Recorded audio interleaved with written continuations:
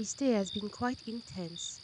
It took me a while to sleep that night. In my head, I was constantly preparing the day when we will have to blast off and embark our first 777 pioneers with us. But I woke up with a call.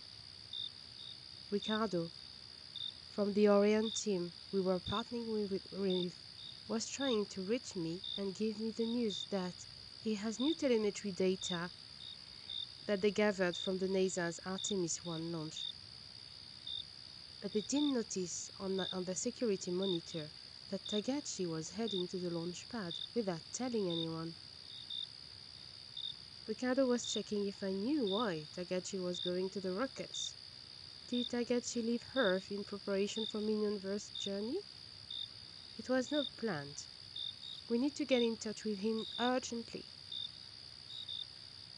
Lapin, we need to gather more data, or we are heading to a disaster, said Ricardo. No time for breakfast. Maybe it was too late to stop Tagachi from leaving Earth, and if he did without receiving the news from Ricardo and the current set of data, it won't be enough, and it could jeopardize the whole missions. No time to lose. And most importantly, I had no idea what was going on, and why Tagachi was secretly blasting off the rocket.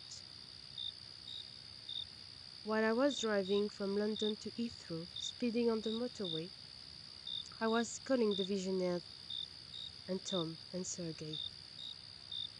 While talking to Dom, he suddenly recalled a moment earlier that day. After the test flight, Zash told me a strange fact. In the middle of the storm, he heard strange voices coming from the radio, while this one was disconnected from the ground control. It was a silly but cute little voice. We are pacifists, but please don't come. Don't make the same mistake. Stay where you are. We know that your intentions are good. So where, Mrs. D's intentions? But we don't want more visitors, please. Was it real? Had he heard right? Probably a memory created by the intense stress of the landing.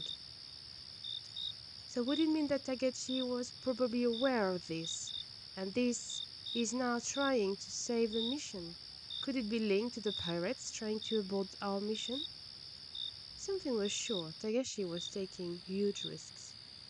And I got scared. But in the galaxy things happen. A new galaxy has been discovered, leaving us in the front row.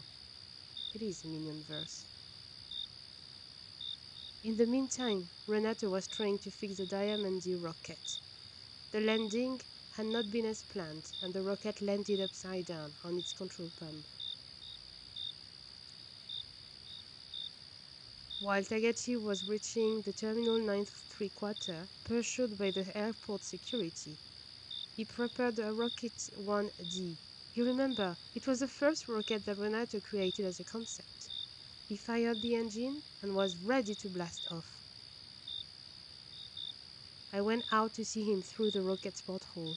I knocked at the window as loud as I can, but with the engine on fire mode, Tagachi couldn't hear me. Ricardo finally got in touch with the rocket communication system and managed to share the vital information to Tagachi. Indeed, Tagachi and the rocket were not pointing in the right direction. Our calculations so far were completely misled. We were reading the sky map the wrong way since the beginning, just a clue. How much more could we fail? Ricardo added. Still the mission was on, but after we fixed the telescope, each setting was indeed a code to the Mignonverse locations. We had another look on the old scribble, and we were trying to understand more. And we had another look at each sky impression that all the 17 telescope settings were giving us, and something became clear. There is still some work left to be done.